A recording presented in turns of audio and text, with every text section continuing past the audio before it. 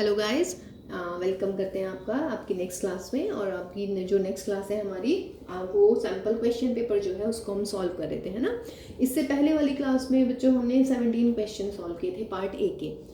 इस वाली क्लास में हम पार्ट ए के जो रिमेनिंग 3 क्वेश्चन हैं वो करेंगे और पार्ट बी के भी कुछ क्वेश्चन करेंगे। ओके, तो चलिए question number 8 is from derivatives.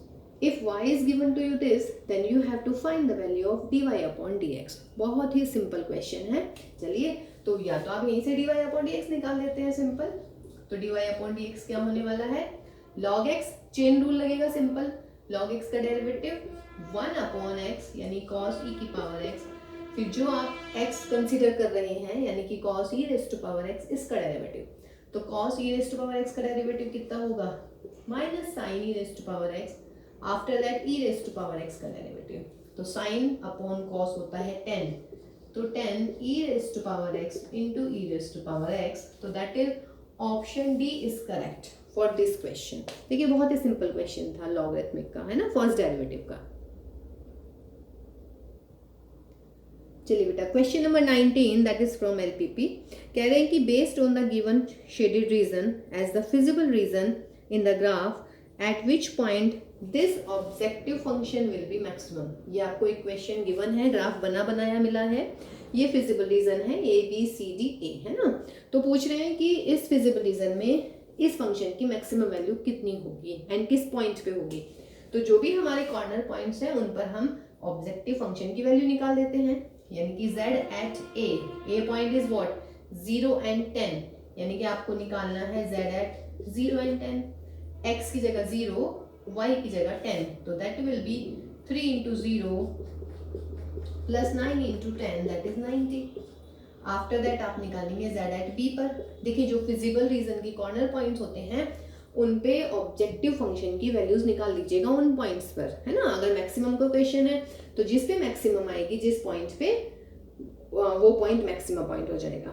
Okay, तो z एट b निकालिए, यानी कि z at 5 into 5 and 5 sorry, तो 5 3s are 15, 9 5s are 45, that is what 60। Again z at c, तो z एट c का मतलब है z एट 15 and 15, तो ये हो जाएगा आपका 45 और ये आपका 135, that is 180। फिर आप देखिएगा z एट d, तो z at d means z at 0 and 20 and that is what 180। तो देखिए दो पॉइंट पर यानी कि C एंड D पर फंक्शन की वैल्यू मैक्सिमम आ रही है। मैक्सिमम पूछ रहे हैं ना, तो मैक्सिमम कौन सी होगी बच्चों? 180 एंड 180। तो दो पॉइंट पर यदि मैक्सिमम वैल्यू आती है तो उससे हमारा क्या कंक्लूजन निकलता है कि उन दोनों पॉइंट को ज्वाइन करने वाली लाइन पर फंक्शन जो होगा वो मैक्सिमम होगा, है ना। तो इसका मतलब है ये जो C एंड D है, इस लाइन के बीच में जितने भी पॉइंट्स हमारे पड़ेंगे उन सारे पॉइंट पे that function will attain its maximum value. It means infinite solution. Okay, तो ऑप्शन, इसका ऑप्शन देखते हैं कि कौन सा ऑप्शन बिल्कुल सही है इसमें। तो option number D, every point on the line segment C D, तो इसका आपका ऑप्शन हो जाएगा डी। मैंने ऑप्शंस लिखे नहीं, सॉरी, ठीक है ना। तो ये चीज ध्यान रखिएगा, अगर मैक्सिमम वैल्यू दो एक जैसी आ जाती है, मतलब एक जैसी मैक्सिमम वैल्यू दो पॉइंट पर आती है, तो उन पॉइंट को ज्वाइन करने वाली लाइन के बीच में जितने भी पॉइंट्स पड़ेंगे उन सब पर फंक्शन की वैल्यू क्या होने वाली है हमारी?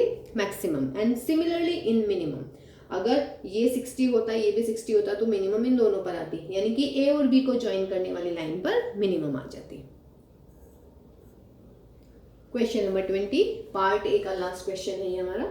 If F X is equal to this, ये क्लोज इंटरवल गिवन है आपको 0 से π/2, देन पूछ रहे हैं कि इस फंक्शन की जो है मिनिमम वैल्यू कितनी आनी चाहिए। ठीक है, the least value of this function in the close interval 0 से π/2 क्या होने वाली है। तो देखिए क्लोज इंटरवल के लिए जब हम मैक्सिमा या मिनिमा निकालते हैं तो उसका क्या प्रोसीजर होता है? आप फर्स्ट डेरिवेटिव इक्वल टू 0 रखते हैं, तो इस फंक्शन का डेरिवेटिव कीजिए, -k2 sin x plus 1 is equal to 0, that is 2 sin x is 1, और भाई sin x is equal to what? 1/2। तो यहाँ से आप x की वैल्यू निकाल लेते हैं, that is π/6, है ना। और भी आएंगी वैल्यूज तो जो कि सेकंड क्वाड्रेंट में भी आएंगी, बट हमें लेना है सिर्फ 0 से लेके π/2 के बीच में। ठीक, तो ये हो गया हमारा x इज 5/6। अब आप लोग क्या करते, अब आप लोग इसका निकालते सेकंड डेरिवेटिव, है ना। सेकंड डेरिवेटिव निकालने में आप क्या करेंगे, इसको सेकंड डेरिवेटिव में क्या होगा, माइनस के 2 cos x करते, फिर आप f डैश की वैल्यू निकालते एट π/6, है ना। तो π/6 पे आप करते माइनस के 2 cos π/6 और ये नेगेटिव हो जाता। फिर हम लिखते कि ये जो है चूंकि डबल डेरिवेटिव नेगेटिव है तो इसका मतलब ये क्या होने वाला है, मैक्सिमम होने वाला है। तो आप यहीं पर गलत कर देते इस क्वेश्चन को। Got my point? क्योंकि बेटा जब भी हम क्लोज इंटरवल की बात करते हैं ना तो हम डबल डेरिवेटिव पर जाते ही नहीं हैं, हम यहीं से पॉइंट्स निकाल लेते हैं जो इस इंटरवल के बीच में पॉइंट्स पड़ रहे हैं। यानी कि अब मेरे पास में 3 पॉइंट्स हो गए हैं, एक तो 0 और एक ही मेरा फर्स्ट डेरिवेटिव को 0 रख के आता है इक्वल के, और तीसरा मेरा एंड पॉइंट π/2। अब हम डायरेक्ट इन पर वैल्यूज निकालेंगे फंक्शन की, यानी कि f0 निकालूंगी पहले मैं। तो f0 हो जाएगा व्हाट, 2 cos 0 प्लस के 0, cos 0 होता है 1, तो आंसर इज 1। फिर मैं निकालूंगी f π/6, cos π/6, तो cos π/6 यानी कि √3/2 प्लस के π/6, तो दैट इज √3 प्लस के π/6। तीसरी वैल्यू हम निकालते हैं f ऑफ π/2, तो f of π/2 will be what, cos π/2 होता है 0 और ये π/2, तो आंसर इज व्हाट π/2, है ना। जब भी क्लोज्ड इंटरवल की बात होती है, ये बहुत इंपॉर्टेंट बात थी, क्योंकि अगर आप इससे क्वेश्चन करेंगे यहाँ पे आप नेगेटिव निकाल देंगे, फिर आप लिख देते ये कि least value does not exist because function का डबल डेरिवेटिव नेगेटिव आ रहा है, तो इसका मतलब ये फंक्शन मैक्सिमम ही जाएगा, है ना। बट ये गलत होगा, क्योंकि जब क्लोज इंटरवल की बात होती है तो हम पॉइंट्स निकाल लेते हैं और उन पॉइंट्स पे फंक्शन की वैल्यू देख लेते हैं जस्ट, है ना। अब इसमें जो सबसे बड़ी वैल्यू है वो मैक्सिमम आ जाएगी, जो सबसे छोटी वैल्यू है वो मिनिमम आ जाएगी। तो देखिए दिस इज 2, दिस इज √3 π/6, तो ये वाली वैल्यू आएगी आपकी। तो इसका मतलब that is the what, minimum value. ये पूछे है ना कि मिनिमम वैल्यू, तो minimum value will be what, π/2, तो इसका मतलब आंसर जो है इसका ऑप्शन सी रहेगा। और अगर आप π/6 से निकालते तब आप आंसर मेरे ख्याल से ये कर देते और ये गलत हो जाता। क्लोज इंटरवल में जब हमने कराया था मैक्सिमम मिनिमा, तब भी बहुत ही एम्फेसाइज किया था इस चीज़ पे कि क्लोज इंटरवल के लिए डबल डेरिवेटिव की आवश्यकता नहीं होती है। ओके गाइस, देखिए बेटा next question is 21, that is of part B. इसमें भी आपके 20 क्वेश्चन होंगे, 20 में से आपको 16 क्वेश्चन ही करने हैं, है ना। तो चलिए कह रहे हैं कि f such that r to r fx is equal to x cube, क्या होगा ये 1 के बारे में बात कर रहे हैं इसमें, है ना। तो 1 के लिए आपको अगर याद है तो हम क्या डेफिनेशन लेकर चलते हैं, fx1 is equal to fx2। fx1 कितना हो जाएगा, x1 क्यूब और x2 क्यूब, फैक्टर्स कर लेते हैं। x1 क्यूब माइनस के x2 क्यूब इज 0, तो x1 माइनस x2 और यहाँ पर आ जाएगा x1 square plus x1 x2 plus x2 square is equal to 0। दो फैक्टर्स की प्रोडक्ट जो है 0 के इक्वल कब होती है, या तो फर्स्ट वाला 0 या फिर सेकंड वाला फैक्टर 0।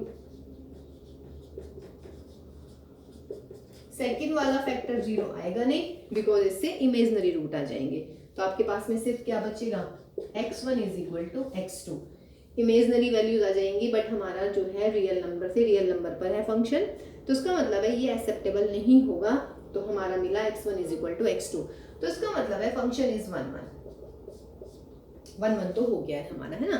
आप इसको ऐसे भी याद रख सकते थे कि ये क्यूब रूट ऑफ यूनिटी से भी आप याद रख सकते थे कि अगर मैं इसको ऐसे कर देती x1 अपॉन x2 का क्यूब इज 1, है ना। अगर मैं x cube is equal to 1 मान लेती तो क्यूब रूट ऑफ यूनिटी जब हम निकालते थे कॉम्प्लेक्स नंबर्स में, तो क्यूब रूट ऑफ यूनिटी आता था 1 ओमेगा एन ओमेगा स्क्वायर, और ओमेगा स्क्वायर क्या होते थे, कॉम्प्लेक्स नंबर्स होते थे हमारे, है ना। तो इसका मतलब है ये आपका इमेजिनरी रूट्स आ जाएंगे। आप इसको क्वाड्रेटिक से शीघ्राचार्य जो मेथड है हमारा उससे सॉल्व करेंगे तो हमारे इमेजिनरी रूट्स ही आएंगे ये।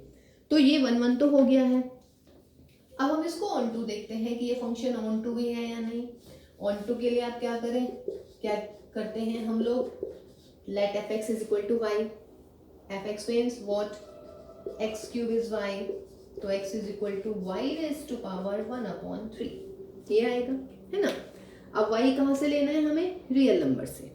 ठीक, तो बेटा अगर हम y की वैल्यू कोई भी रियल नंबर ले लेते हैं तो रियल नंबर का क्यूब रूट तो आ ही जाएगा, तो उसका मतलब है x भी रियल आएगा। ठीक, तो उसका मतलब है आप कैसे निकालें इसको?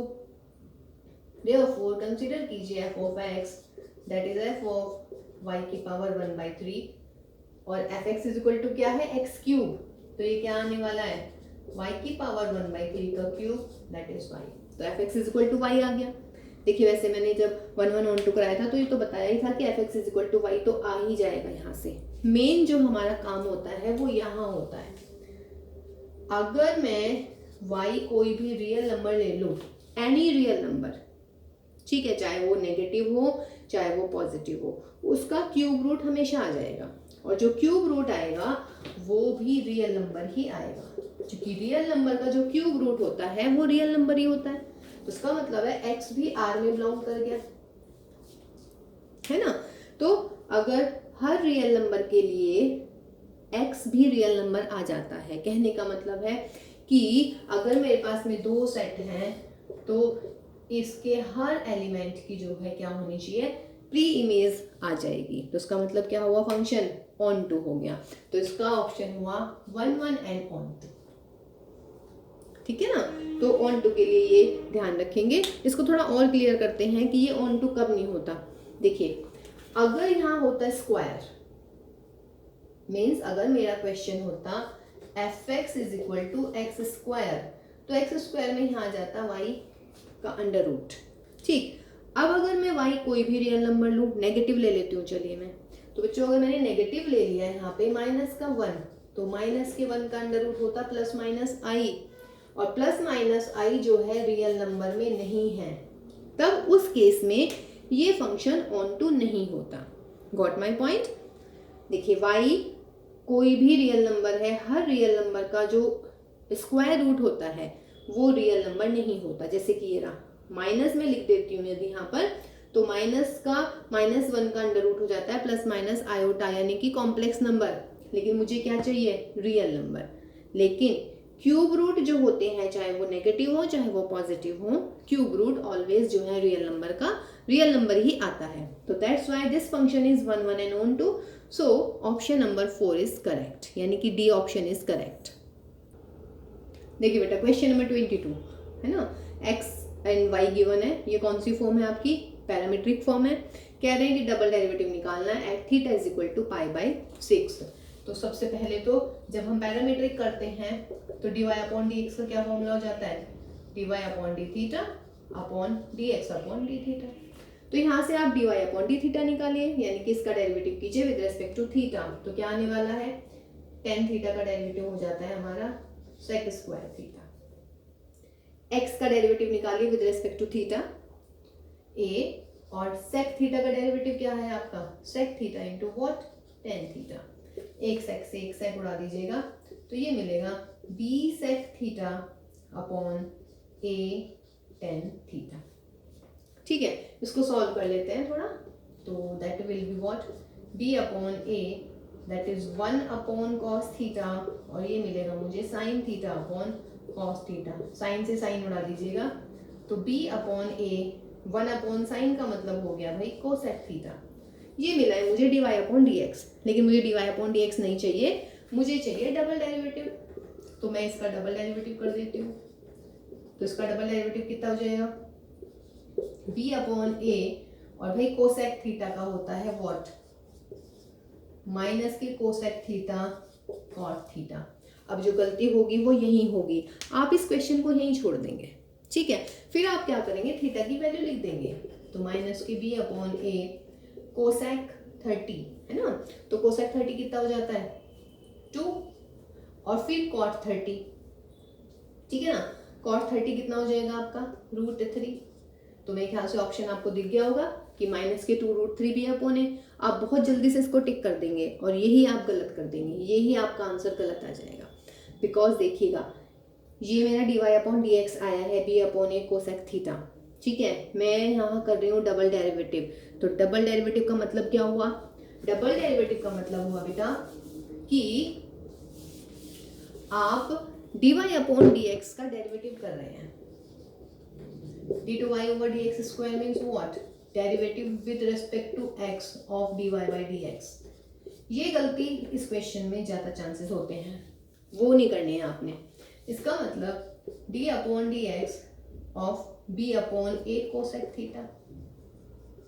डेरिवेटिव किसके रेस्पेक्ट में निकालना है आपने? x के रेस्पेक्ट में, लेकिन यहाँ अंदर क्या है? थीटा है। तो कैसे करेंगे? विद रेस्पेक्ट टू थीटा इसका डेरिवेटिव कर लीजिएगा, जो अभी आपने किया था, cosec theta into cot theta, और फिर थीटा का विद रेस्पेक्ट टू x। ये इसमें मेन पॉइंट है, जो अधिकतर बच्चे इस चीज को भूल जाते हैं। देखिए, भूल के कोई बात नहीं, आपने सॉल्व किया, आपका आंसर नहीं मिला, तब आपके दिमाग में स्ट्राइक कर जाएगा कि हम कुछ छोड़ चुके हैं। बट इस केस में क्या हो रहा था कि अगर मैं यहीं पे छोड़ दी थी क्वेश्चन को, और तो मैं अगर इसमें पुट कर रही थी, तो आई हैव ए ऑप्शन, है ना, तो आप बिना सोचे समझे इसको टिक कर देंगे, तो वो गलत हो जाएगा बेटा। ठीक, अब तो माइनस के b upon a cosec theta into cot theta, d theta upon d x कैसे निकलेगा? D x upon d theta ये है, इसको रेसिप्रोकेट कर दीजिएगा, तो 1 upon a sec theta tan theta. अब इसको सॉल्व कर लेते हैं भाई। B upon a square cosec कितना हो गया? 1 अपॉन साइन, ये कितना हो गया? कॉस अपॉन साइन, है ना, और ये 1 अपॉन सेक, 1 अपॉन कॉस, तो कॉस ऊपर चला जाएगा, साइन यहाँ और कॉस ऊपर, तो cos into cos into cos, cos cube, और नीचे साइन क्यूब। इसका मतलब माइनस के b upon a square cot cube theta. अब थीटा कितने पे निकालना है? डबल डेरिवेटिव कितने पे निकालना है? पाई अपॉन 6 पर, तो यहाँ पे पाई अपॉन 6 रख दीजिएगा। तो जब आप पाई अपॉन 6 रखेंगे तो माइनस का B upon a square cot pi upon 6 का क्यूब, यानी कि 3√3, तो 3√3 बी अपॉन ए स्क्वायर। देखिएगा ये रहा, तो अब ऑप्शन ये आएगा आपका। सॉरी, देखिए मैं भी गलत कर दी, ए स्क्वायर यहाँ पे ए है आपका, तो option A will be the answer, है ना। तो देखिए छोटी छोटी गलतियां हो जाती हैं, जैसे अभी मैंने की, मैंने देखा नहीं, मैंने माइनस के 3√3 बी अपॉन ए पे टिक कर दिया, जबकि क्या आना है यहाँ पर? ए स्क्वायर आना है। तो option A will be correct for question number what 22। देखिए question number 23 that is from LPP. कह रहे हैं in the given graph the feasible reason for LPP shaded. ये वाला जो रीजन शेडेड है ये है आपके पास में व्हाट? फिजिबल रीजन, ठीक है। तो कह रहे हैं कि the objective function z is equal to 2x minus 3y will be minimum. ये जो है मिनिमम होना है, ये पूछ रहे हैं कि किस पॉइंट पे मिनिमम होगा। तो जो फिजिबल रीजन के एंड पॉइंट्स हैं, यानी कि this one, this this this and this and this, These are the corner points of the feasible region। हम इन पॉइंट्स पे इस फंक्शन की वैल्यू निकाल देते हैं, ऑब्जेक्टिव फंक्शन की। तो first point is z at 0 0, तो x की जगह 0 रखिए, y की जगह 0, answer will B 0। z at 5 0, x की जगह 5 और y की जगह 0, x की जगह 5 रखेंगे तो 5 2 10 और y की जगह 0। फिर आया आपका z at 6 and 5, x की जगह 6 यानी कि 12 और भाई y की जगह 5 यानी कि 15, तो माइनस की 3। फिर आप z at 6 8, तो 6 रखेंगे तो यहाँ पे 12 आएगा, 8 रखेंगे तो माइनस की 24 दैट इज माइनस 12, है ना। After that z at 4 and 10, x की जगह 4 y की जगह 10 यानी कि 30, तो दैट विल बी माइनस की 22, ठीक है। देन z at 0 8, x की जगह 0 और इसकी जगह माइनस की 24। तो पूछ रहे हैं मिनिमम, तो इन सब में मिनिमम क्या दिख रहा है आपको? माइनस के व्हाट 24। किस पॉइंट पर है? 0 8 पर, ठीक है। तो उसने पूछा था कि कौन से पॉइंट पर ये जो है फंक्शन आपका क्या होने वाला है? मिनिमम। तो आंसर कितना आएगा बेटा इसका? Answer will be what 0 8। और अगर वो पूछते कि आपकी मिनिमम वैल्यू क्या है, तो मिनिमम वैल्यू कितनी हो जाती है आपकी? माइनस की 24। तो 0 8 यानी कि option C is correct for question number what 23। देखिए बेटा क्वेश्चन नंबर 24 इज इफ कह रहे हैं कि find the derivative of this function with respect to this function. ये डेरिवेटिव का क्वेश्चन है जिसमें हम डिफरेंशिएशन निकालते हैं एक फंक्शन का with respect to another function, यानी कि find the derivative of one function with respect to another function. तो फर्स्ट फंक्शन को सपोज कीजिए मैंने u कंसिडर करा है, सेकंड वाले को मैंने v कंसिडर करा है, तो आपको निकालना है derivative of u with respect to derivative of v। कैसे निकालते हैं? du upon dx dv upon dx, first function का with respect to x divided by second function का विद रिस्पेक्ट टू x। देखिए अब अगर किसी को फॉर्मूला याद है इनवर्स ट्रिग्नोमेट्री का, तो ये किस चीज का फॉर्मूला है? ये है 2 sin inverse x। What is this?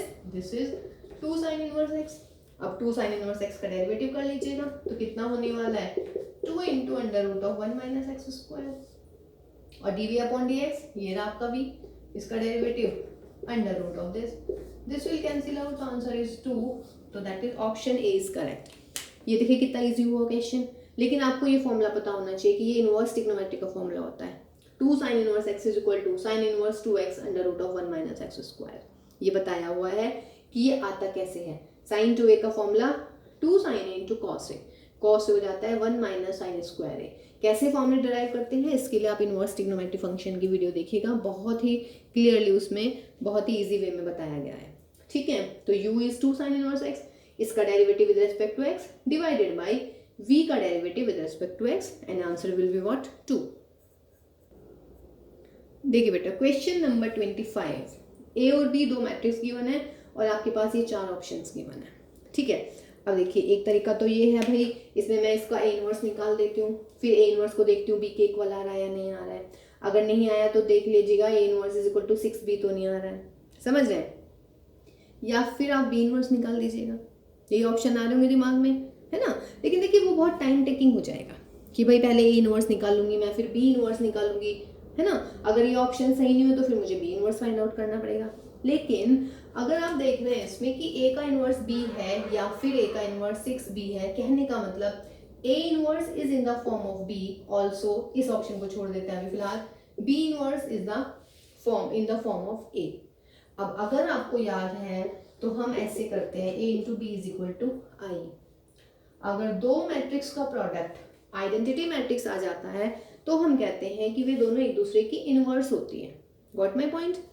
अगर मेरा फर्स्ट केस होगा तो ये आना चाहिए a इंटू बी की वैल्यू किसके इक्वल? आई के इक्वल।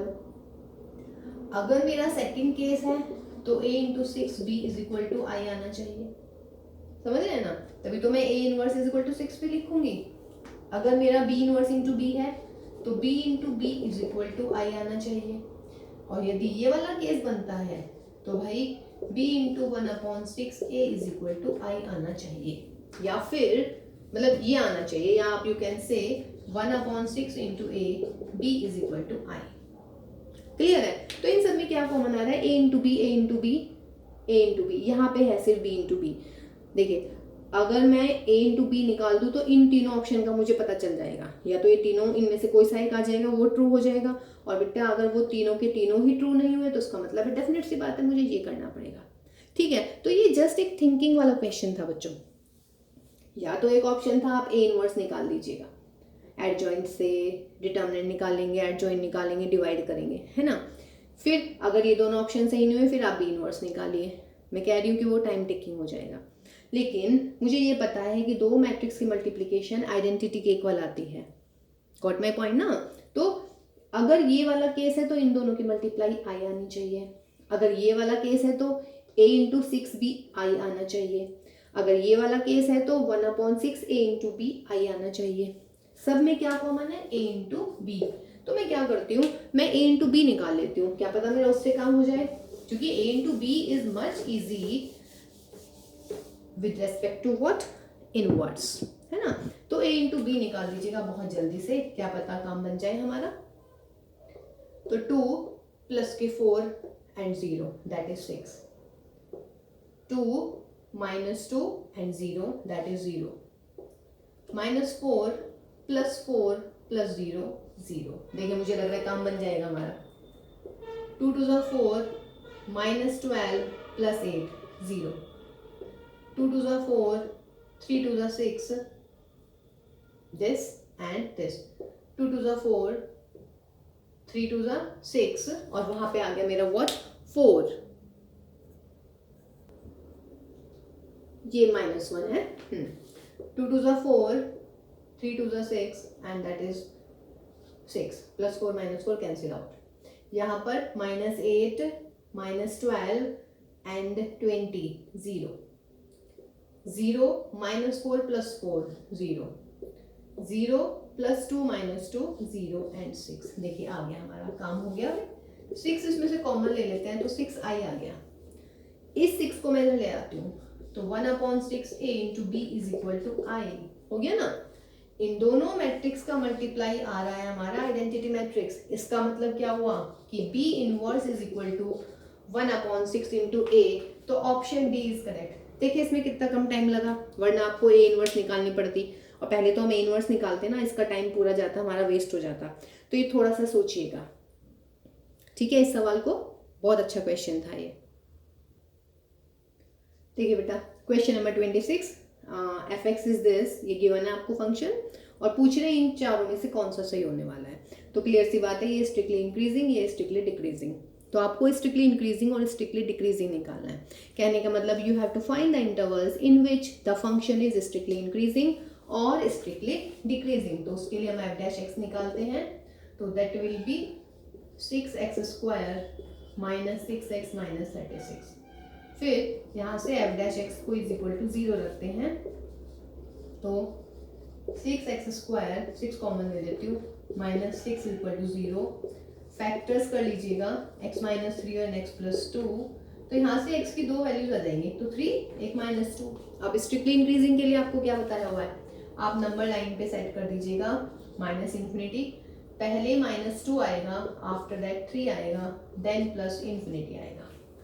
अब क्या करते हैं इसमें, हम -∞ से -2 के बीच में कोई भी एक वैल्यू ले लीजिएगा, -3 ले लेते हैं। तो इस इंटरवल में -3 मैंने ले लिया और f' में रख के देख लेते हैं -3 की वैल्यू। तो देखिए जब आप -3 रखेंगे यहाँ पर, तो -3 -3 -6 और -1, यानी कि यहाँ पे आ जाएगा मेरा what positive.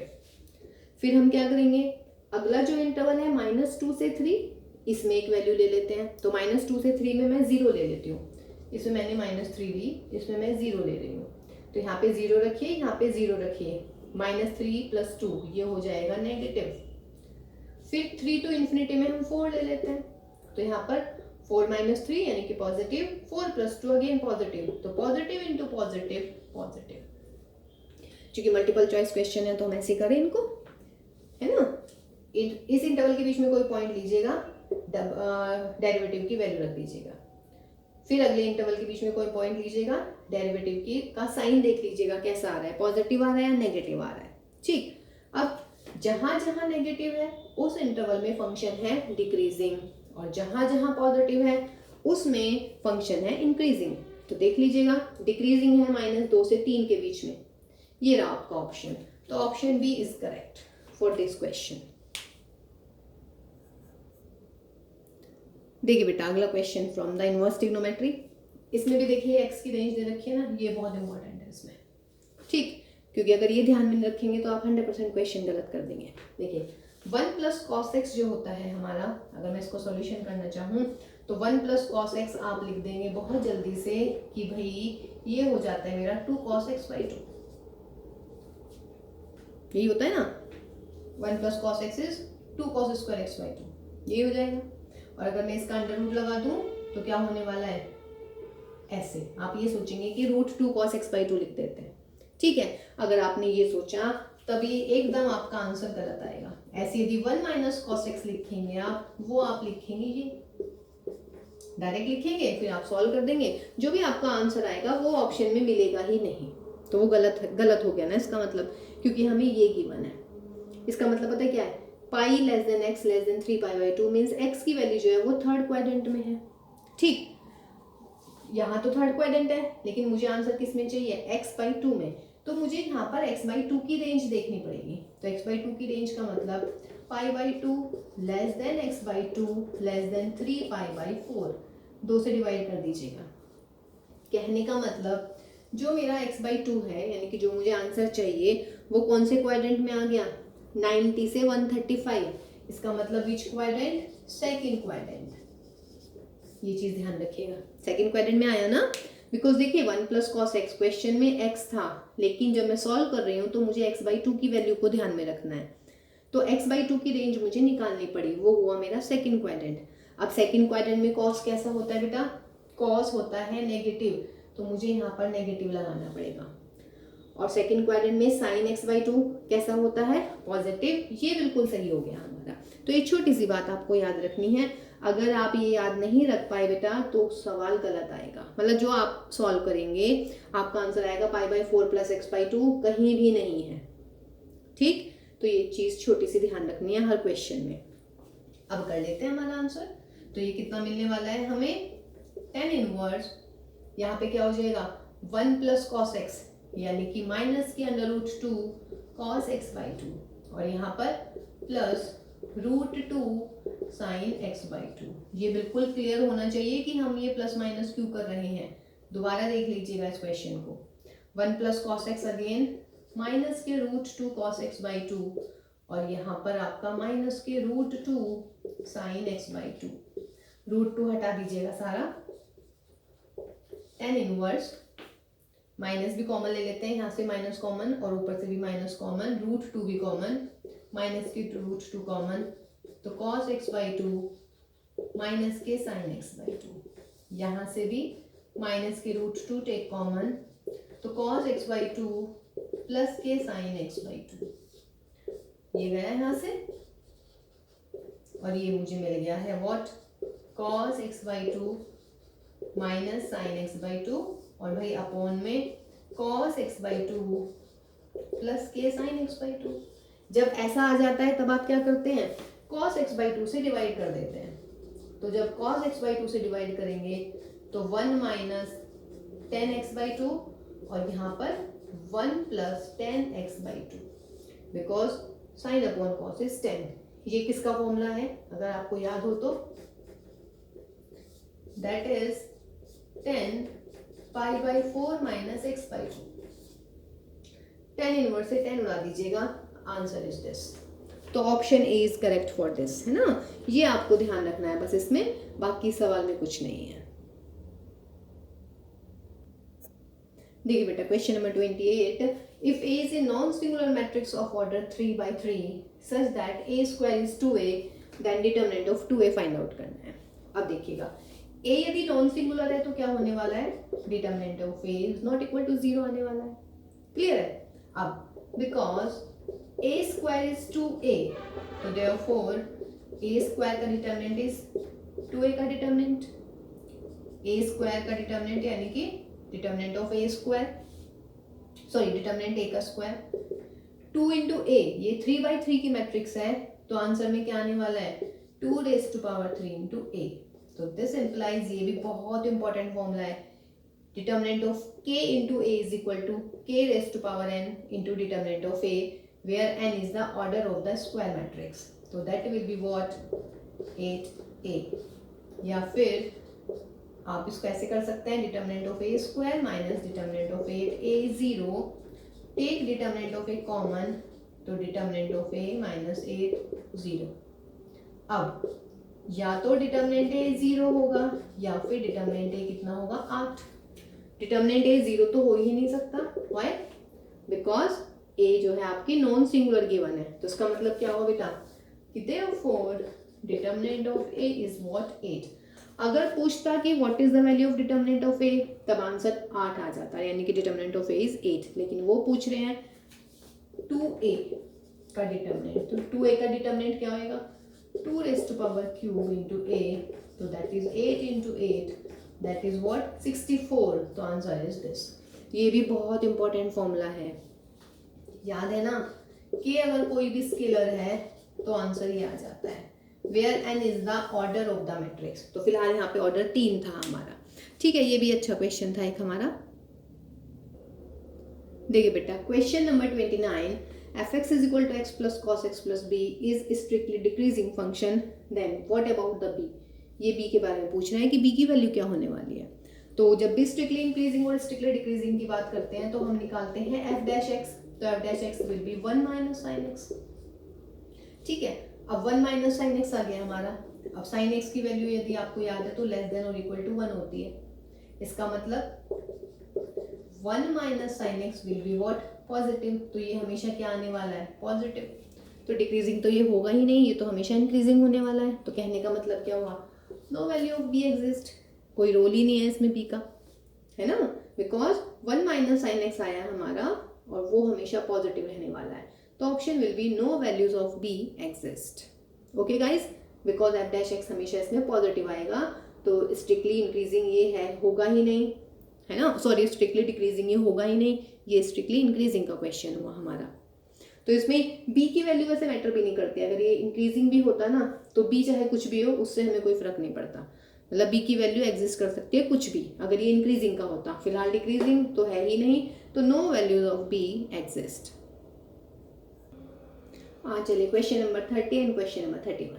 Question number 30 is if r इज a b where a is equal to b minus 2, b की वैल्यू है ग्रेटर देन 6। तो पूछ रहे हैं इनमें से कौन सा ऑर्डर पेयर होगा रिलेशन में जो इसमें रिलेशन में एग्जिस्ट करेगा, है ना।